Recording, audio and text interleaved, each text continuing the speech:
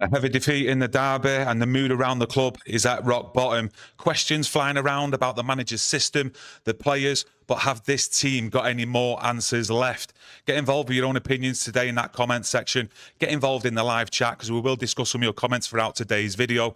In particular, we do want to pinpoint Bruno Fernandez's comments after the game, plus the managers, so get involved in that. Where do we start first? It's moody, it's grim, and that's just outside. Well, I didn't think my mood could get any worse. But here in Manchester, it's raining cats and dogs. It's dark, it's damp, it's miserable. So every Manchester United fan around the world, I suspect after yesterday, and especially after listening to Rúben Amorim's press conference and the comments by Bruno Fernandes, the mood is proper dark because I just could not believe what I was listening to. And after that game, I am in a depressed state. Okay, well, I'm going to get stuck into this. Bruno Fernandes, we want to start with first, and this is on City's tactical advantage, what he pinpointed after the game. And he said, if you look at City, they had Rodri, Reinders, Bernardo coming in with Foden as well. They basically had a midfield 4 against our 2.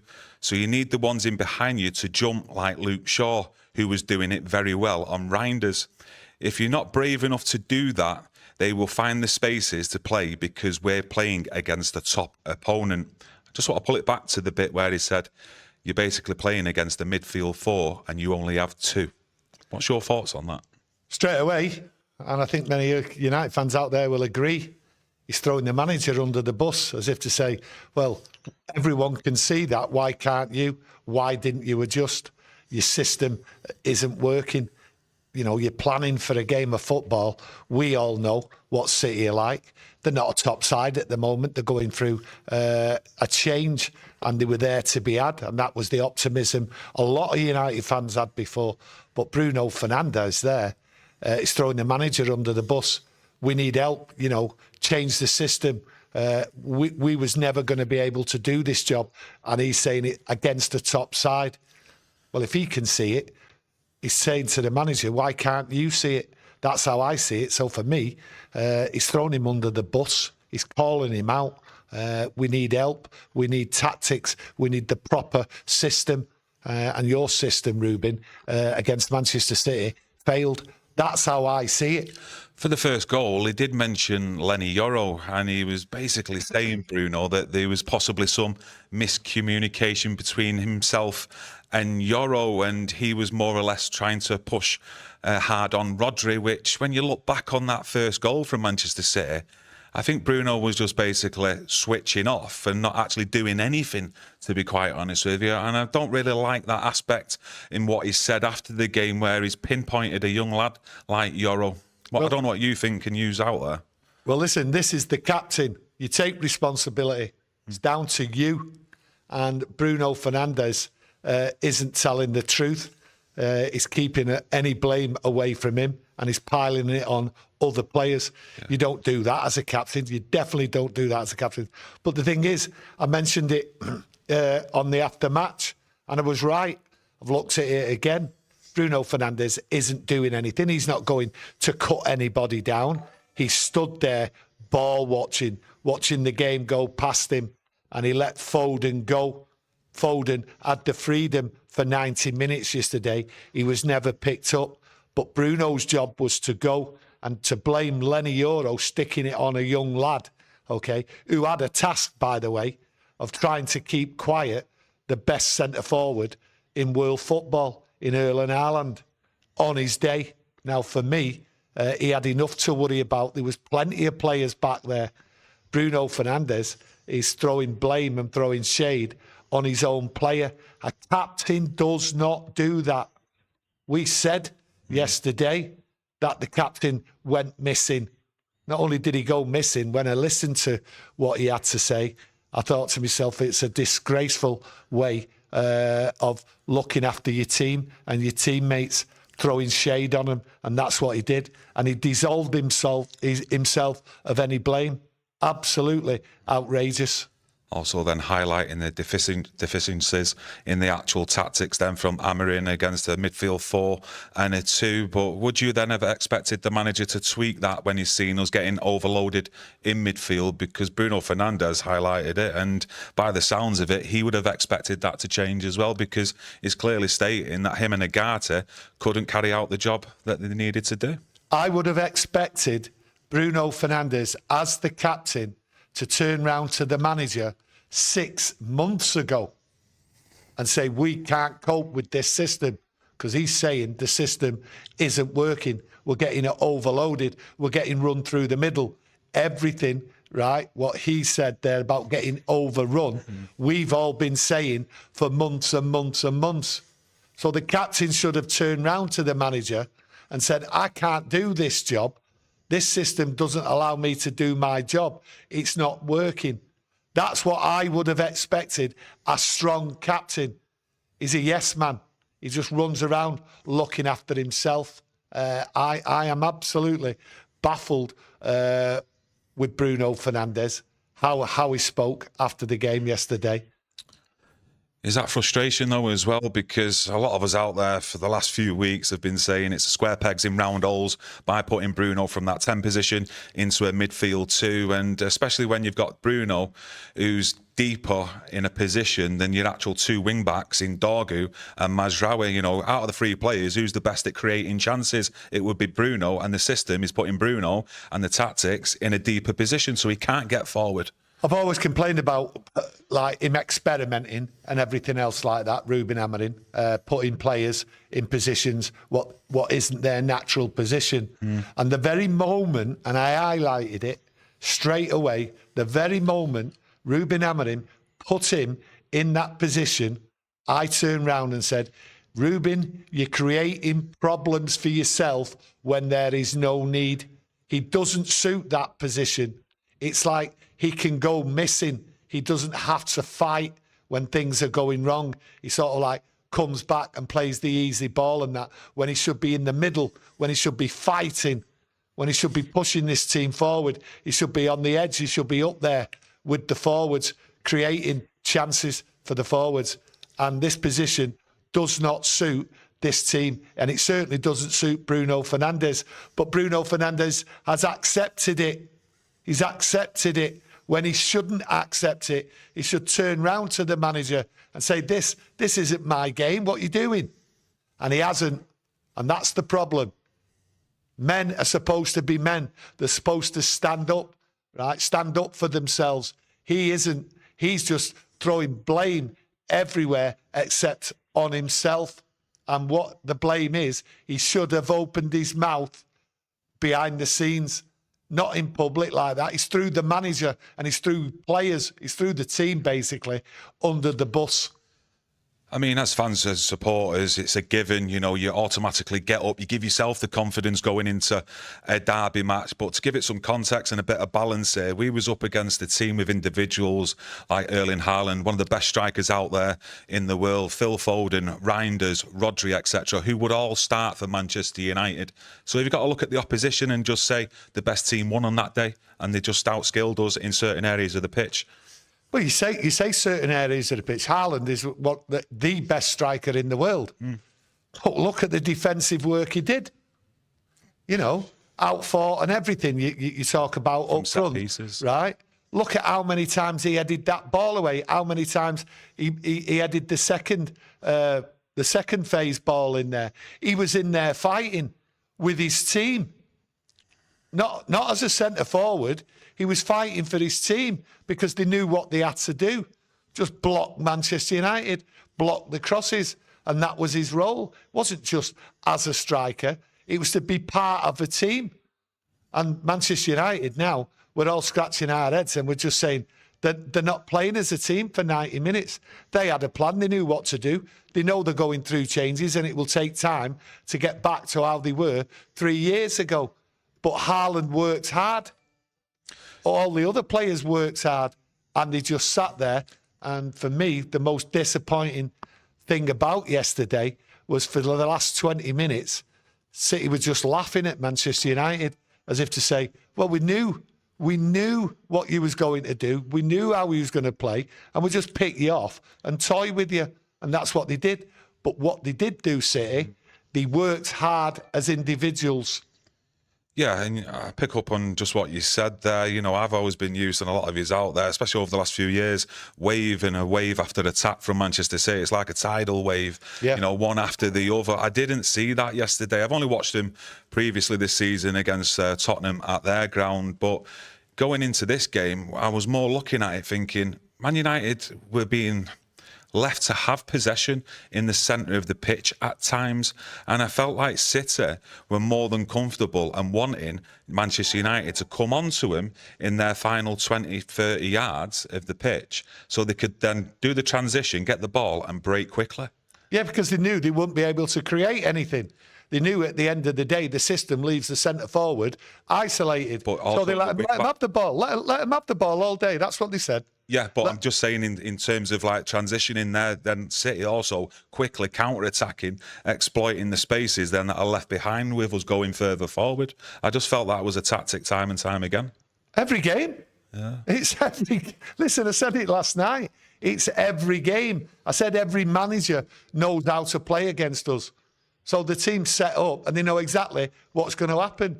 You know, it's simple. We can all see it. The system, right, is killing Manchester United.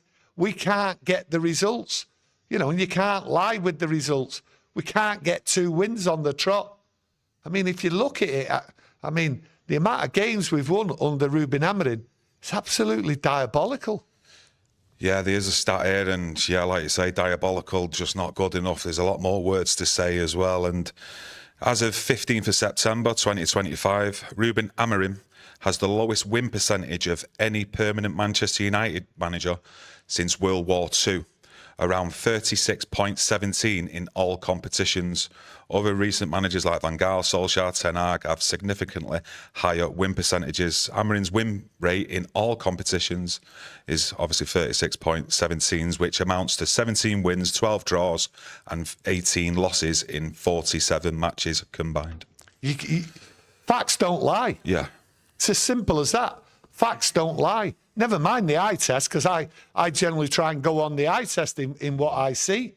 But, you know, we've not seen an improvement.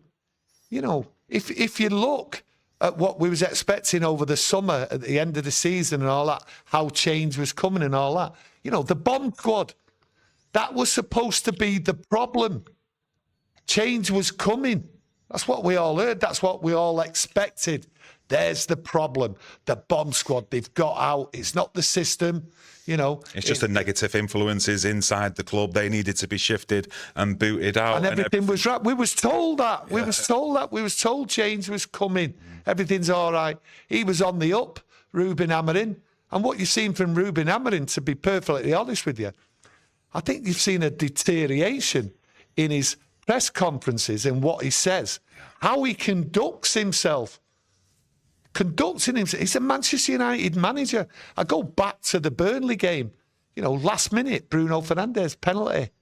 He's sat there in the dugout with his feet up on the wall.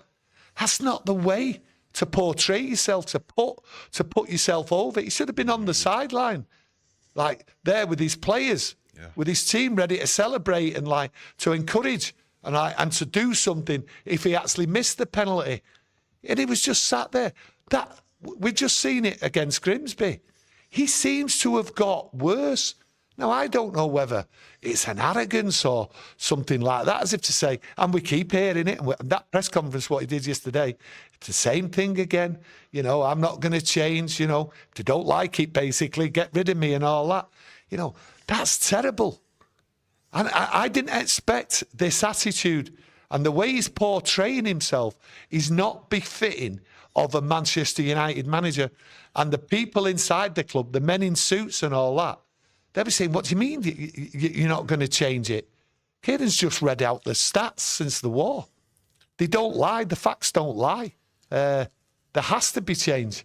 Fred Cranham in the chat. Fred the Red, the legend, has gifted 5 memberships. Top man. 5 people have been gifted their memberships. A big thank you to Fred. Matthew Hall, thanks for your super chat, my mate.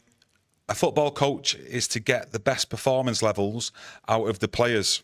Every manager we've had since Fergie has failed. The biggest problem has been a lack of long-term planning from the ownership. What have your thoughts on that? Yeah, listen, every manager wants to get the players up to top level and that, but it's where you put them and what your system is and how you conduct yourself and get the players playing and believing in you. They don't believe in the... Bruno Fernandes has just told us in his aftermaths, he don't believe in the system. We're too wide open. In other words, when he was going out there, he had no belief. I don't think, to put it into context there, he's talking about this game in isolation. I'm not saying this system doesn't work, but we've clearly not got these specialist players, which it clearly needs in every single position. My problem is that this manager has one way and that's it. And any substitutions that are made, it's always like for like players. In game, when you're seeing your team being overrun in midfield or any other areas of the pitch, that's where your man management comes in. That's what you get paid for as a manager, to make decisions and make them quickly so you can get your team back into the game. Rúben Amorim doesn't seem to do that. This is a good squad, okay? It's not an average squad. It's a good squad, okay? And I'll say this, and people can argue with me all day long, and I will not change my mind. What we seen yesterday, if we'd have signed Belieber, okay, from Brighton and put him in that team, it wouldn't have changed anything yesterday. Because it's still 4 against... It would not have changed anything. But go into the next game with Belieber in the team, the same thing would have happened. It's still too open. The system hasn't changed. So when you've got players, and every team knows it, and every manager knows it, they know how to play against it. You can have a world-class player. You can have a top player in the position what everyone wants, and they wanted Belieber. Well, fine, I wanted him.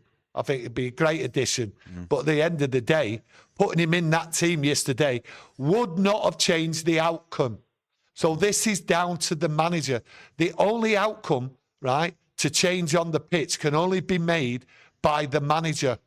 Now, do Wilcox, does Ratcliffe believe in Rúben Amorim that this is the way forward? Did they see problems in the background which haven't been rectified yet, and that it will be sorted out going forward?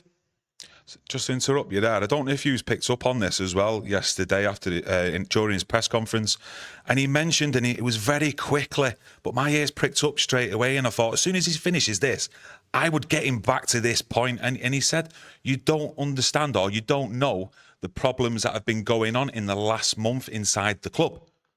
Did you pick up on that? I picked up on it. But he was never pressed on it, and it was like, whoa, hang on a minute, what is he going on about? No. You was talking after the Arsenal game that this team can beat any other team in the Premier League, even though we got beat. But he's then referring back to, hang on a minute, there's been problems behind the scenes for the past month. What's all that about? Well, it's not making sense, is it, when he turns round, right? And he did quickly say it, right, that I've had problems for a month, right? Didn't go into it, right? And we've not heard anything. So these problems, is he saying these problems what we've had for a month are actually the problems what are out there on the pitch and got nothing to do with me? I'm handicapped in some way. But when he turns round and he says after the Arsenal game, which was very mystifying, to be honest with you, I couldn't work it out why he said it, when he turned around and said, we can beat anybody. Well, the thing is, we can't. We can't beat anybody. Couldn't beat Fulham away. Beat them away last year. We beat Arsenal at home. We drew against Arsenal, at home last year. We beat Manchester City away. Okay? We can't beat anybody. The facts are there. We only just beat Burnley with a last-minute penalty. A team what's come up, which are favourites to go down. This team can't beat anybody. Bruno Fernandes just told you that. How can we beat anybody, right, when we're overloaded against us in midfield and we get overrun? And every Manchester United fan has said it now for 9 months, at least 9 months. Everyone said that's the problem. Well, Bruno Fernandes hasn't told the manager that, hasn't kicked off. And he should have done. And that's where he's weak. But then people will say, and people have said, but Bruno Fernandes only looks after himself. Yeah, just to go back to that piece, what I mentioned about Amorim there, just to get the exact quote up, just so you know out there if you've not heard it. He did say there are a lot of things that you have no idea what happened during these months. But I actually thought he said this month, to be quite honest with you, but I could be wrong there. But I'm just going into the chats. Amy Assey, thanks for your super chat. Tony, what did you think of our masterpiece, Arsenal fan? Are you worried Sesko will become another Højlund? Højlund bagged his first goal, didn't he? 14 minutes last weekend for Napoli. Well, if you mention Højlund, and I knew someone would, right, then you're only watching his goal. Well, you go and watch the highlights of the first 2 minutes and what he did. He did what he's been doing here all the time, okay? So, great goal by him. That's it. No, but what I will say, and to add on to that, that in that second half, Sesko might as well have been Rasmus Højlund based on what you've seen last season, because he was just isolated. Huge gaps between him on the left-hand side, the right, and not anyone really close enough to him. Bruno did change into that number 10 position, but it was all defendable balls, and it was easy for Manchester City. Listen, I said last night, this system is killing Manchester United centre-forwards, and that's what's happening. In that second half there, yes, he was involved in the game in the first half. It's just that we didn't create the chances, the players behind Sesko in that first half. But in the second half, they all disappeared away from him. They didn't look and give him the ball. The ball was always going out wide. There was no through balls because City was there. They knew how to play it, and they just surrounded him, and they just sat there, soaked it up. It was easy. This system is killing our centre-forwards. Nothing to do with Sesko's ability. It seems that anybody what goes up there isn't getting the right service. Yeah, and it just always seems like the centre-forward's got to make his own look and try and create his own chances at times. But I've also got a pinpoint as well. We did get into some good positions, especially in that first half as well. And I had a couple of moments from set pieces, and either the delivery wasn't good enough or the runs from inside the box weren't good enough to try and get on the end of things. But I thought the delivery from Mbeumo yesterday was poor, and I really do like Mbeumo. I thought Dorgu as well in the second half, despite having a fairly good first half, his delivery was poor in that second half as well. And I've got to highlight Ahmad as well. Love the kid. But yesterday, not good enough, mate. Well, they just went off the ball. They just went off it. I look at it, and I've got to go back to Rúben Amorim and his system. And he talks about, I'm not changing or anything. But the thing is, you know, after 2-3 months, if he would have changed it, right, that would have been fine. It would have been acceptable. But the thing is, how can he change his system now after 11 months? If he changes his system now, he's admitting he was wrong all the time, and his credibility's gone. So I don't see how going forward, and this is the problem, going forward, if he changes that system, he's admitting for 11 months he's been completely wrong, and he will have no credibility.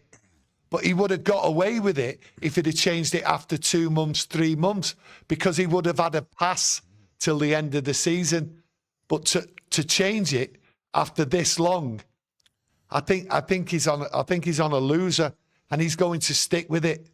And you know the outcome of it, though. Listen, we've all been here before. We've seen this film. We know what happens, and we know when the manager starts talking absolute nonsense, broken biscuits, as early as Erik ten Hag last season, who refused to acknowledge the 3-0 defeat here to Tottenham. Just because Bruno got sent off, I think we was already 2-0 down. The manager, since that Grimsby game, is talking broken biscuits. Let's be honest with ourselves. And I support my manager, I support the players, but it's the club first, and he's talking broken biscuits. What's best for this football club? What's best for this team to go out there now and get results, or at least have half a chance or a good chance of winning football matches? It's changing the way he's doing things and setting the team up. He's got to go in there, right, for me, and adapt to what players he currently has. I mentioned this weeks ago. Xabi Alonso at Leverkusen, new hipster manager playing this formation with 3 at the back. Everyone around the world was pouring all over it, how great it was. He went in at Real Madrid, and I think it was the 1-0 win that they got against Juventus in the Club World Cup. It was the last time he played with 3 at the back, and he's changed it since. And he's gone with 4 at the back. So why can't Rúben Amorim do that? to try and get the best of the current squad of what he's got available. We still know we need another transfer window, a summer one, or maybe even two, to get some top quality individuals in at this club. So in the meantime, why don't you just adapt to what you've got? I don't think it's bringing top players in, waiting for another transfer. Oh, it's going to change. It's going to change. No, it's not going to change. I've just said, having Belieber in there, top player. Well, right in front of him is another top player, Bruno Fernandes. Then you've got Kuna. Then you've got Mbumo out there. Hang on. That is a quality team with the rest of the players thrown in. No, it's not a matter of having, in my opinion, of waiting for another transfer window now, because I look at it this way. Yeah, time's not going to stand still here, because we've got Chelsea, we've got Brentford, then we've got Sunderland. Yeah. Now, if we don't get results against them, okay, where does that leave Rúben Amorim and Bruno Fernandes going into the Liverpool away game? Okay, I'm just looking at Ratcliffe and I'm thinking to myself, Brentford and Sunderland at home. Imagine he's not changed the system, right? And things aren't going well in them games, and then we're going to face Liverpool. I personally think Ratcliffe and Wilcox, they're supposed to be a team where they all work together. Unless Ratcliffe and Wilcox know there's certain problems and it's got nothing to do with Rúben Amorim, right? They will stick with him because they believe in him, because there is other problems we don't see. Just like you mentioned before, what Rúben Amorim said last night.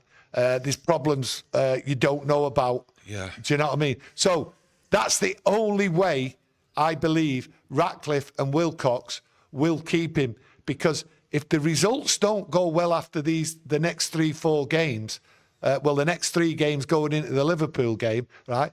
Where will we be in the league? The priority at the start of the season, after getting rid of the bomb squad, getting rid of the problems, okay? Everyone's hunky-dory, backslapping each other. Everyone's happy. The Arsenal game's there. Great performance. Pity about the loss, okay? Everyone was on top of the world. This is change. It's coming. Well, going into that game, you've hardly got any points. Well, where's the Champions League? Where's the European football? Ratcliffe and Wilcox will seriously look at that, especially after the Brentford and Sunderland game. You can get beat against City. You can get beat against Chelsea. Okay? But when your players can't play the system and they're highlighting it, it then brings on more pressure. But the pressure is on Ratcliffe and Wilcox. There is no two ways about it. Calling for your manager. The manager will go when they go. Okay? It's as simple as that. I ain't calling for no manager. But I am telling you, Brentford and Sunderland, if there is no points against them, okay, the position Manchester United will be in will be this. We are in the relegation zone. We are nowhere near Champions League or European football, where this club, the men in suits, are expecting this manager to take us. So there's the pressure. That is the pressure. Every game is pressure, and you expect it as under a Manchester United manager. They know the score. But for me, I just see they can only believe in Ratcliffe if they believe there's another problem what can't be solved yet, and they have to wait till next year. And that, unfortunately, they might have to forego Champions League or European football. But I can't see that. I can't see that. So you can expect action by the time the Liverpool game comes up if things haven't changed. Yeah, I just look at like the team. Like I say, I don't think it's all down to the system, but I just think Rúben Amorim's not doing himself any favours with round pegs in square holes, and also then some of the in-game management what he's doing, because the way I look at it out there could be like completely wrong here, but I think there'd be a lot of managers out there who would want this Manchester United job. I don't think this squad, I know Roy Keane and other pundits out there who I absolutely love, by the way, love listening to him, think this is an average squad. But I think there's managers out there who could get a proper tune out of these players if they come here and then changed it and adapted it to how these players work. Because I don't see these players not running for the manager, not fighting. for that ball. I just don't think it actually highlights the actual strengths in some of the players. It's exposing more of the weaknesses in individuals in playing this system, and it's. I think this manager at times, and he just needs to change it, suit how the game's going at times. For me, football's all about results, Kieran. Yeah, no, and I don't think he should change everything, but just now and again, the game always goes different ways, swings one way and the other. Just adapt to see how the game's going for 10, 15 minutes. If you need to change in what positions it is, go to 4 at the back, a 3 in midfield. Why not do that just for 10 minutes, 15? Right. That's wishful thinking. Yeah. But the reality of the situation is he doesn't do that. So what's the end result? We know that. Well, so we know the end result. If we don't get results, if we don't get wins and he doesn't change, okay, which he's not going to, he keeps telling us, and again, annoyingly, he suggested, well, I'm not going to change. So in other words, I'm not going to change, so get rid of me. I'll go. Do you know what I mean? So that's another annoyance. Yeah, just going into the chat. Malps, thanks for your super chat, mate. Just catching up on some chats. More sleepless nights, double the night nurse dose. Well, he's not aiming that at me. No, there's no sleepless nights here. I expected change. We all did. And we all expected things to pick up. But the mood suddenly went down after the Arsenal game. So the reality is here. We can see what's happening in front of us with our own eyes, right? But we can also see what's coming down the line. Down the line, right? He has to get results, okay? There's carnage and chaos, but there's going to be an hurricane come right through this club in the next few games if we don't get it. It's a results-based business. I said, and everyone else agreed, Burnley game, got to get 3 points no matter what. I didn't enjoy that Burnley game. I thought it was a poor game, right? People criticised me. Lots of people out there criticised me. And I pointed out how they got 2 goals. How's this play? What's he doing? What's that doing? It doesn't look right. It's not working. You know what I mean? So people criticised me, and I was pointing out the good, the bad, and the ugly. So for me, it's not been right. It's not been right since the Arsenal game. It's not been right, and probably this exposed it, since the penalty miss at Fulham. Food for thought there to think about. Because there was your captain. I'd go a bit further back. But there was your captain, right? Not interested in the team, only interested in himself. And he came out that second half and he only had on his mind to do with him, not the team. So, as we are on here, we're always honest. I've been worried ever since that Europa League final in the way that team was actually set up, but we've all got difference of opinion. But we expected change, Kieran. I expected change, yeah. Because the bomb squad had gone. We expected this team and new players to come in. Well, the narrative around this football club, not just since Rúben Amorim's come in, but for a long time now, has been about attitudes inside that club. Players just being here just to collect wages.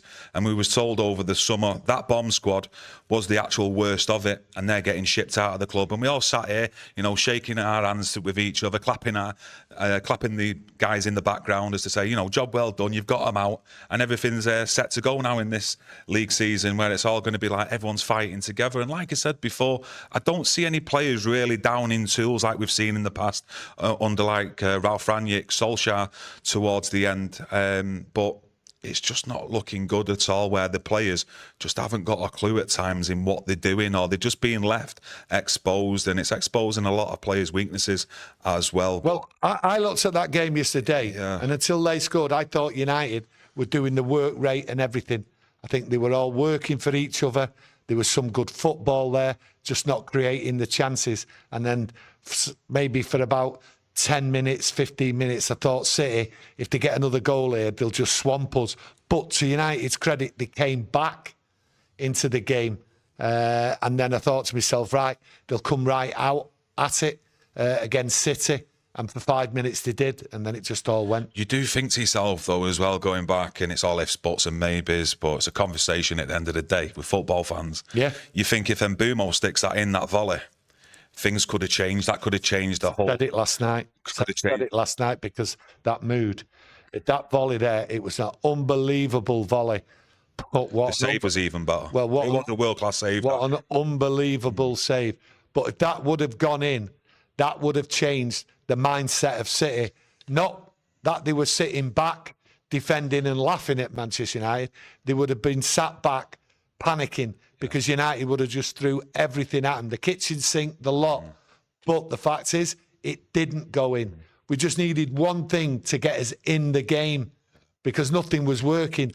And it didn't happen. But that's reality. And that's a reality and a recurring theme, though, since Amorim come in. You're relying on them kind of moments as well. And now and again, it does pay off. But Leon here. Overall, it doesn't actually pay off. And when you're talking about Leon here... Well, that's the carnage and chaos football. Yeah, I'm just thinking about it. One of the things I looked at yesterday, where I thought, what is all that about, was Harry Maguire coming on for Lenny Yoro. You're chasing the game. You need the speed in there for every single player, that intensity, especially to move up the pitch, compact and squeeze the life out of City. But you chose to bring Harry Maguire on, who we all know can't turn, ain't the quickest at running back. And then you decided to push up with a high line. And when Maguire actually lost that ball, have you seen the stills or seen it back in real time? Where every single player is in City's half. I mean, when you talk about man management, I'd love to sit down with Rúben Amorim and ask him, why did you bring Harry Maguire on for Lenny Yoro? It's like desperate stakes because Harry Maguire seems to be brought on and he seems to take the defenders on and replace like for like. And it's like, well, what are you doing? It doesn't make sense sometimes. And bringing Harry Maguire on and exposing him to the width and everything and to be on his own and to go forward. I watched Harry Maguire chasing back after Erling Haaland. He absolutely had no chance. But we know that. So he exposed the player, he exposed the system. But I don't think there was a system. And I think that's what he does. He gets desperate. Well, when you're getting desperate and you're throwing it on, you're actually saying to yourself, well, what I'm doing, putting this team out here with this system, isn't working. That's what he's doing by throwing Harry Maguire on and putting other players on. No, he's with no system. There's no belief. You look at it another way. Harry Maguire, maybe in his eyes, is a plan B to actually get you a goal because he causes carnage and chaos in the box. Harry Maguire don't even know what his next move is in the box. So how do the defenders even know? And I think that's probably what was going through his head. But I agree with you. That then shows a lack of faith in himself to believe that his front players in his system can actually then go and get us a goal. And you've got to throw Harry Maguire in there. Yeah, that's another side of maybe looking at it. But also at the same time... He exposes his back wide open. So he doesn't really... for me, it's getting worse and worse in the decision-making. And also in his mannerisms, in the way he's putting himself about. And this is the big thing.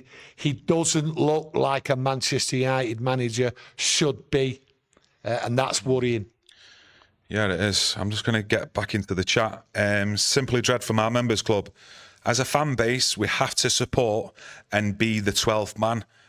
Do you know what, mate? I know you go to the games as well. I've met you here at Old Trafford, and I think you would agree that every single home game here, and especially the away games as well, the fan base is absolutely awesome, mate. Always gets behind the manager and the actual team that are out there, but we're not seeing any faith shown back with the fans, and all of us now, including ourselves here, are looking at it, looking at some of the stats, hearing what we're saying, we're hearing what we are from the manager, and the players. And we've been down this road before. I said before, we've seen this film. We know how it ends. And the manager's already stated he's not going to change. He's not going to deviate. He's not going to adapt to the players that he's got. So we know what's going to happen. It's as simple as that. Am I going to sit here, create a chaos and just go for clicks and scream manager out, get him out, all this sort of nonsense? No, I'm not. Because I'll be here on Saturday going to the game, supporting my team and supporting my players. But we all know what's going to happen. It's as simple as that. But it's a matter of, when do they act in there? How bad does it need to get? Because it's getting bad. Did they wait until the Brentford and Sunderland games where they think to themselves, if we don't get any points there, how can we then go to Anfield after that Sunderland game with Rúben Amorim in charge? I don't know. I'm not too sure on that. I've not got the answers for that. It's a results-based business. And if the results turn round, then we turn round because then we're optimistic, going forward. But right at this moment, like I said at the start, the mood here, it's absolutely raining. Raining cats and dogs here, right? It's just dark. It's just glum. Yeah. And that's where we are. We've got a cloud on us, right? So we need to see results. So does Ratcliffe, so does Wilcox, so does every other man in the suit there, because their judgment is under question now. They believed in Rúben Amorim. They brought him in to play this system, right? And, like I said, Bruno's threw the manager under the bus and threw all the players under the bus. And inside Manchester United, when they turn up tomorrow for training, there will be people pointing fingers. Trust me. Will we go through the cycle again of players falling out over what people have said and people not speaking up? And Bruno should have spoke up on behalf of the other players when he had the chance. Now it's too late. Fozza76 says the system worked in Portugal because they had a better midfield, maybe because the Premier League's the best league in the world, mate, as well, with the pace and the intensity, and why it doesn't work in the Premier League. Who knows? Sporting Lisbon's a lot different, though, to Manchester United, which I think we can agree on that fact at least. Well, there's no quality teams like City, Liverpool, Arsenal in the Portuguese league. But I will point out with that, with the Portuguese league, you can go to the fourth tier of the Portuguese league and play the team that he did against Grimsby. But every single fan, whether you support Manchester United all the way down to Stockport County, know when it's a cup game, Carabao Cup or the FA Cup, no matter what team you're going to play, you're going to get a game. And it's going to be a tough game. It's going to be a battle. And that day, from the minute one with some of the players, the minds didn't look right. A lot of it can be put on the players, I agree. But the manager, again, I mean, the manager sends him out, Kieran. His mannerisms on the sideline, the vibes he's giving off from the sideline. I'm just not too sure sometimes of what he's trying to achieve in some of the things he says or does on the sidelines. But then again, onwards and upwards. Us as Manchester United fans, I think we'd be slamming our heads against the brick wall if we were watching some of the stuff on the sidelines. But he's got to help himself. It's as simple as that. And this game against Chelsea, Brentford, possibly Sunderland, I think that's what it is in a nutshell. Rúben Amorim is not helping himself. Yeah. And it's not been helped by Bruno. Patrick Shields, thanks for super chat. Thank you. I've got one or two chats previously still to come, just catching up. Is it too early to call it a crisis? No, I don't think so. I think it's a crisis right now because we all expected, and so did Ratcliffe, so did Wilcox. Every fan expected a change, and we've not seen a change. We've seen it get worse, okay? And we've seen a manager get worse in so many different aspects. So, yes, it is a crisis. There is no two ways about it. This is a crisis because of the amount of points we've got, what we're seeing on the pitch, and what's coming. And we have no faith. Nobody I've spoken to last night and today have got any faith, okay? I watched the fans come to Old Trafford last year, spoke to hundreds every game, okay, in different capacities, okay? And they were coming to games and they had no faith. But I think this is worse because over the summer, we've all been expecting things to be different, especially with the signings and all that, and especially with the bomb squad. I think you would call this the edge of a crisis.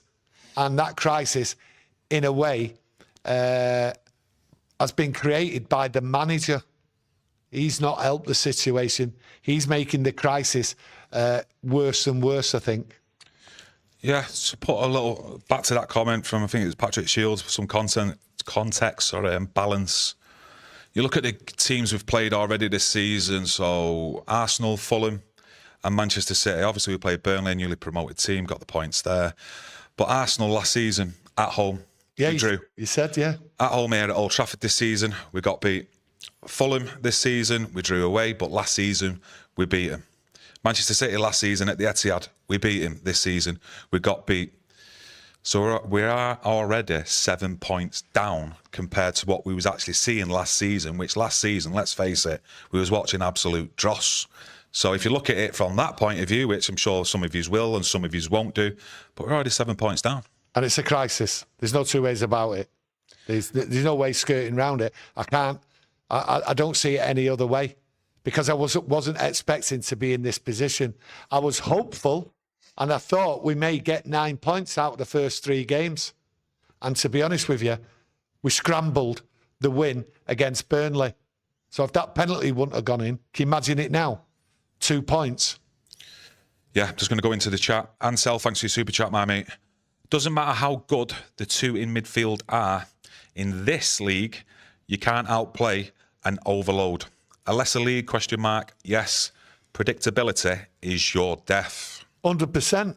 You know, we've all said it, and you're right. There's no two ways about it. Pointing it out. I'm not saying it's the obvious, but saying in this league, you can't do it. Teams just know how to play it. Manchester United, every manager, we've said it for a while now. Everyone knows how to play Manchester United because you've got two in midfield who are not capable. They're not capable because they're overloaded and they're wide open.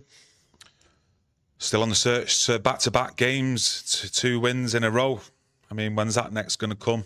When you're looking at our fixture list, can we start off against Chelsea coming up this weekend, then looking forward to Brentford the following week? What do you think? You must be mad. I'm only asking a question. Didn't say that we would. I didn't say. Yeah.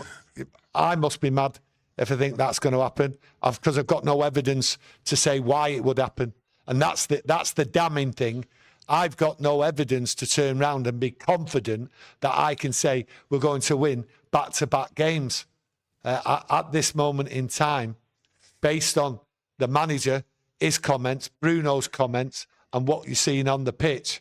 I've got no evidence to say we can win a game, never mind 2, because winning the game against Burnley, a team what was brought up, what's come up on favourites to get relegated, right? That was poor.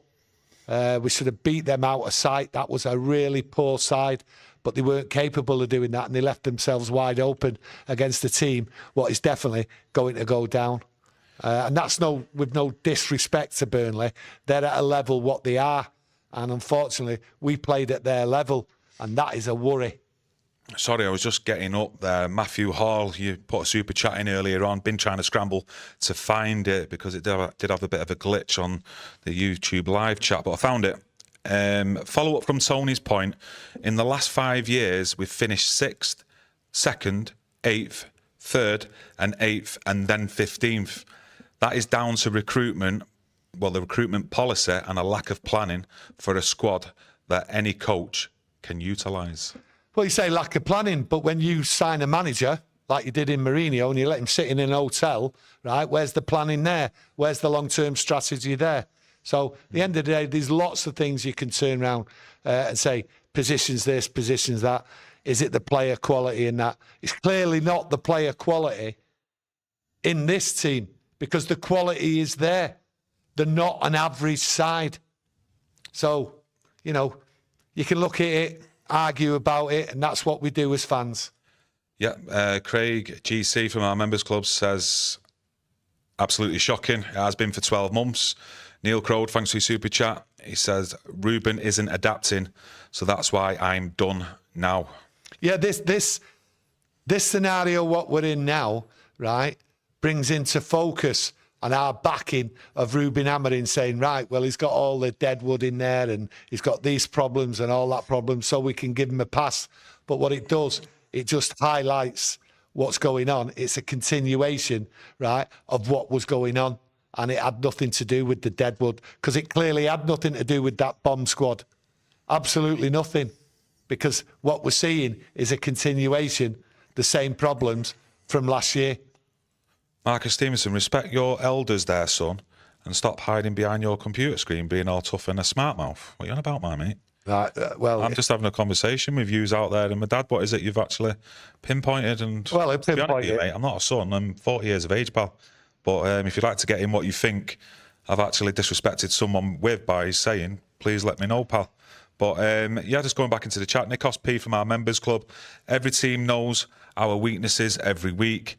Who wouldn't love to play against Bruno in centre mid? And we raised that point earlier on. With Bruno in that centre midfield, he is in an area where he's dropping deeper, and you're then looking at your wing backs in Mazraoui and Dorgu being more attacking than what Bruno is, and Bruno's definitely a better chance creator than either of them two. So Bruno couldn't be there.